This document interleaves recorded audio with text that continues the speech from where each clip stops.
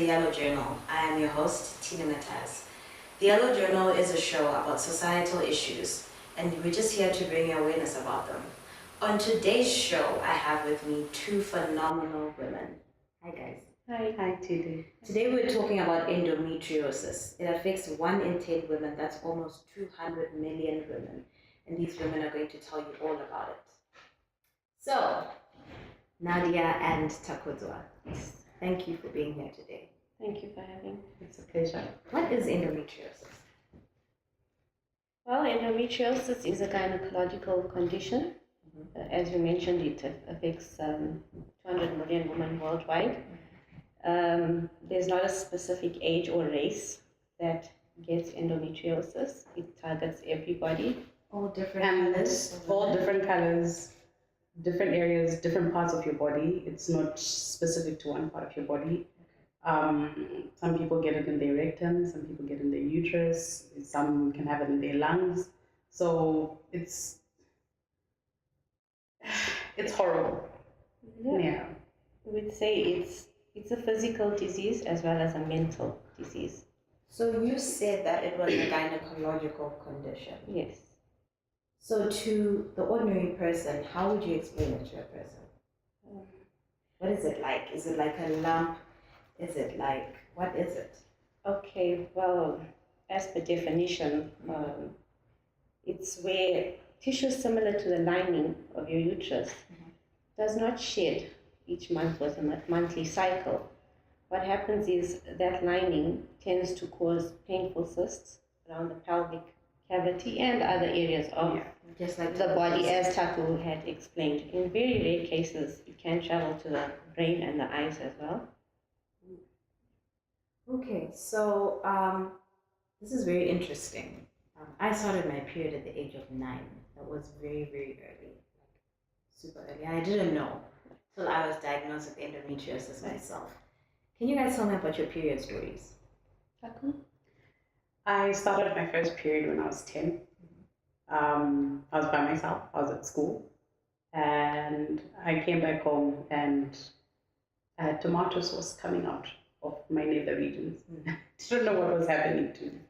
Had anyone ever spoken to you about no. periods before? No. I come from a household that's mainly full of, it's a household full of girls. So it was something that it was normal, but nobody actually took the time to actually sit down and say that at some point in your life, this is going to happen. Often the explanation that I got was that when this happens, you indulge, you bulge. That was my mom. What does that mean? Your period starts, you get funny with boys, you get pregnant. Okay. Nothing more, nothing less. And those are the stories we're usually told about periods. It means if you have a period, you're now a woman and you can get pregnant. That's what we're usually told. True. Okay. Not the case with endometriosis. But I won't say in all cases, but in a lot of cases, we'd say about maybe 40%, 30 to 40% of women are left infertile with endometriosis. Yeah, and for me, my first experience was at age 12. I had my period at home.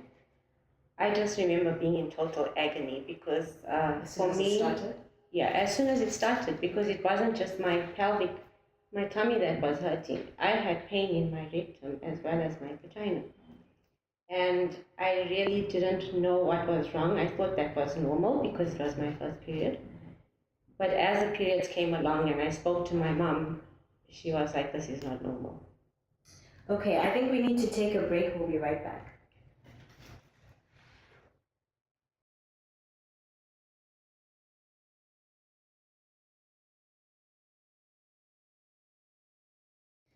Welcome back.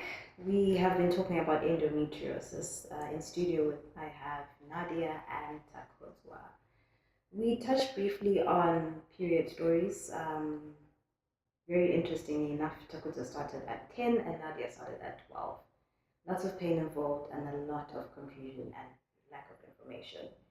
By the way, we're wearing yellow because endometriosis awareness color is yellow. So this is why we are nice and bright and happy. Yes. So I want you guys to tell me about your endometriosis story. So I have my own, you have yours, and you have yours. So maybe I can start with Nadia. What is your story? Basically, my story is 25 years of struggling, silence, pain. Like I mentioned, first cycle was at age 12. Things only got worse from then. It wasn't just period pains. There was a lot of other symptoms, you can say, fainting, loss of appetite, nausea, a lot of things. I do also have adenomyosis with the endometriosis. Unfortunately for me, I have stage 4 and I've been left infertile. I've tried IVF cycles, I've tried many fertility cycles, but unfortunately it didn't work for me. I've had about 5 or 6 surgeries. Sorry, lost count, over the years. I've been on some hormonal therapy, Zoladex being my first one. For me, it wasn't a great experience. It has helped a lot of women. And Zoladex is also a cancer treatment. Yes, it's used in breast cancer. Yeah, for I treatment went of through breast it cancer. for 6 months, and it was an interesting 6 months. Yes. The first cycle was okay, and in the second cycle, I just had a lot of depression. I didn't understand it, and unfortunately, it also didn't help with my symptoms. So I definitely know that one is quite a vicious one. It's quite vicious. So for me, personally, I wouldn't go back on that again. I would say a drug that saved me was called Vasan, also known as Tine. Much the same with me. Yes. I'm now a mother of 2. Yes. Wow. And I think that's Has that been the silver lining? that's been the silver lining. Because after I found out, you read up on this thing and you're like, wow, I'm not gonna have kids. Is this going to be my life? Is this who I am? And you think that there's nobody out there who's actually and nobody out there actually understands what you're going through. Except the women who are going through. Yeah. You are, I was calculating the other day that I've been on this journey for the last 10 years, and for 4 days of every month, I am in bed. I cannot move, I cannot do anything. That's 480 days. That's more than a year where you are left incapacitated. 480 days. That's a lot. And the ordinary person, well, in my terms, the layman, doesn't actually understand what's happening, why you can't sit up straight, why you can't kneel, why you walk into a room. Why you can't clean the house. Why in my case, I can't give my mother-in-law to wash her hands on my knees. I can't kneel. And to a lot of people, she's lost her culture. She's not trained well. And it's like, ask me what's wrong with me. Ask me why I can't do that. Yes. Because there's a whole lot that's happening inside me that I'm having to put on a brave face every other day and be like, okay guys, I'm okay. We can do this today. And you wake up out of bed and you're like, it's a new day. Let's get on. And for me now, my daughter comes into my room, Mama, are you awake? And I'm like, yes, I'm awake. Can you get out of bed? And I'm like, should my 2-year-old have to ask me, Mama, can you get out of bed? Because she knows. Because she knows. Yeah. And I have an amazing husband. Creators is going to ask, how's the support from the family? I have an amazing husband. I have amazing in-laws. My family is slowly coming on board. Sorry to cut you there, but interestingly enough, we all have different cultures. So she spoke about the cultural aspect. Is it the same for you, Nadia? I would say it's very much the same. It's the same? I mean, we met a few years ago, and since we speak a lot about these issues, it's very much the same. People look at me and they think, sometimes I'm a Muslim. Sometimes we pray on the floor. Sometimes I have to sit, and people look at me and they think, why is she sitting on a chair and praying? As Takudzwa mentioned, I mean, every day is like a battle. You get up, you've got to put on this brave face. No one understands you because it's very invisible. What we have is inside. People don't have access to seeing what's on the inside. This is where the lack of understanding comes So I'm from. going to put you on the spot. Yeah. Out of 10, what's your pain level at the moment? Today's an 8. An 8. Today I could say I'm a 5. 5.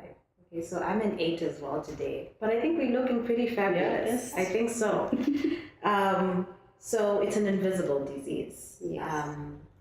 Unfortunately, for some of us ladies of color as well, we also have culture that we need to respect. And I think even for me as a young person, you're expected to do the chores. And when I do grocery shopping with my mom, she carries the stuff. The look that I get from people, like, oh my gosh, this girl. And some people actually say it, and so it touches on a lot of things. And we may think it's only physical, but it affects so A many lot of other aspects things. of your life. Do you guys work? Well, look, I had to give up my career. I'm a Montessori teacher. Given that up, I've not been working for the past 4 years now. I am, however, with another organization where we do a lot of charity work, and obviously the Endo chapter. I focus more on awareness and charity work now. Okay, and you took I work with my mom. Okay. I have not wanted to venture out into the big bad world Yeah. because people don't understand. No. One of my sisters works for an NGO, and she says, you know what, if you actually worked here, I don't think these guys would have kept you on for very long. You have too many things that are happening with you. So I asked her that, you say to me there are too many things that are happening with me. It's not my fault. It just so happens that this... And I think that's something we have to say. It is not your fault. No. It's my life. And we all go through different things in life. those around me have become used to... I have friends who've fallen by the wayside because you get a call for going out, come. Like, no, I can't. No, yeah, you cancelling plans. You're cancelling movie dates. Exactly. Where you're getting into the car to sit in a movie house. And you can't do it. You can't do it. No, you can't. And people, they... Unfortunately. Ooh, this is really deep, guys. So I think we're going to take a break now. We'll be back after these messages.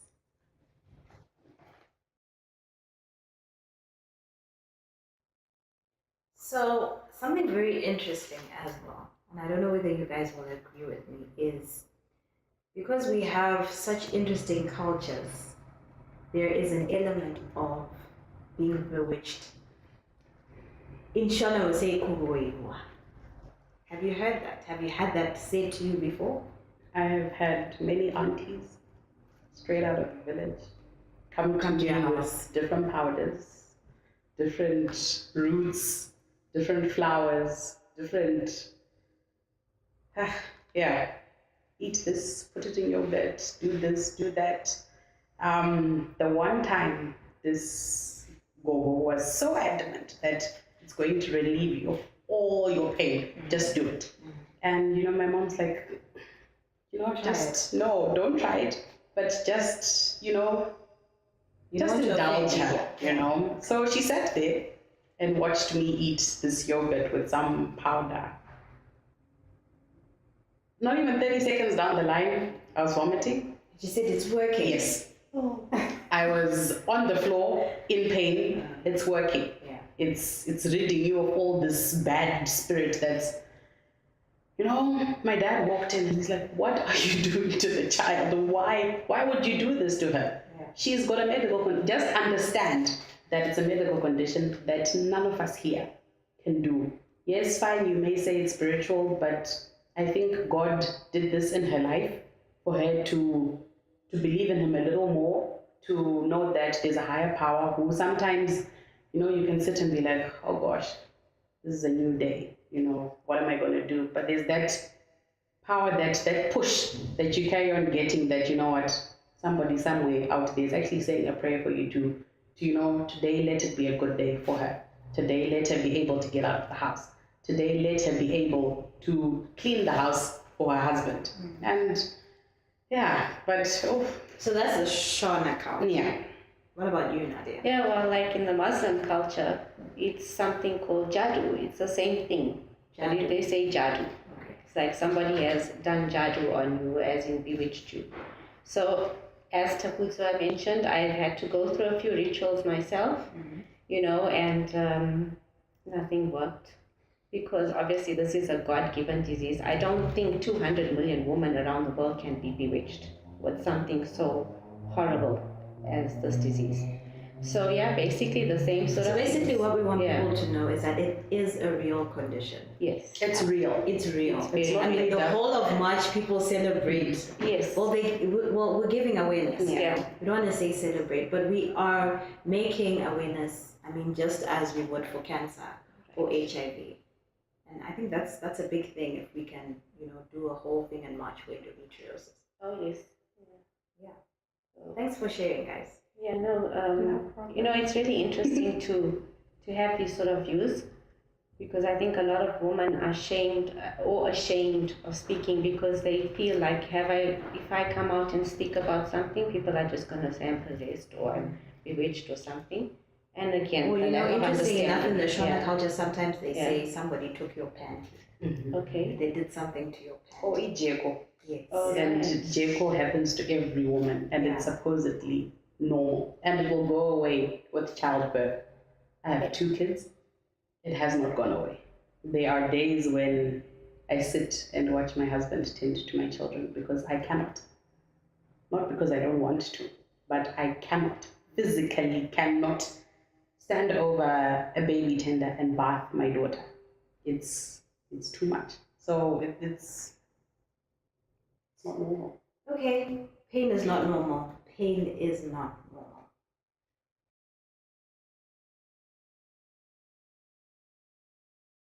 You are still watching The Yellow Journal with me, Tine Mataz, and I still have my wonderful guests, Nadia and Takudzwa. So, we were talking about a lot of the pain that you guys go through, but I'm a firm believer that you can still turn pain into power. How are you guys doing that? Okay, well, for me, I had to change my whole life around. I would say I'm a bit more religious now. I have more faith. Look, I found, although endo took a lot away from me, it's given me a lot of positives. Meeting family like you, a lot of endo sisters around the world. We have support now. We're not silenced anymore. Like I said, I don't have children, but I have nephews and nieces who are my life. Those are my children. So they give me inspiration to live every day. Also, just forming the support groups, the organization, as you mentioned, we come together in March. We don't speak for ourselves only, we speak for all the women around the world. And, there is beauty in life still. Pain cannot define you. You have to still find your joy in life where you can. Much like Nadia, I now firmly believe that there's a higher power. My little sister's amazing.